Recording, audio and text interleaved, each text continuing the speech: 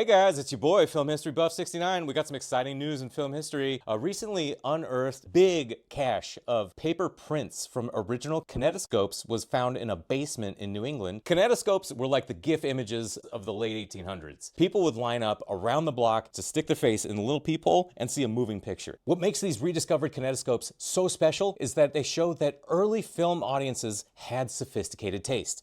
Now, in 1894, audiences went bonkers for Frank Ott's sneeze. Can you imagine paying a nickel to watch a guy sneeze?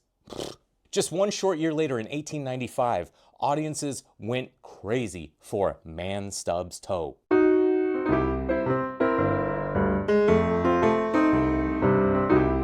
Now, D.W. Griffith wishes that he invented the close-up, but we know for a fact now that other filmmakers were doing it before him, such as in Can of Snakes. Roll it.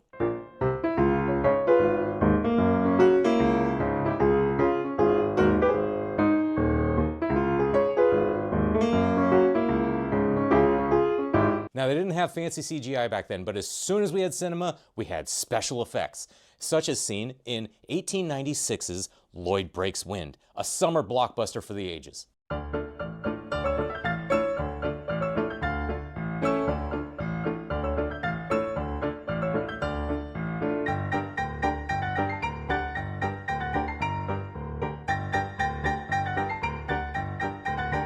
Incredible. Okay, now that box has a lot more treasure in it, and as archivists restore this stuff, we're going to be bringing it to you as soon as it comes out to the world.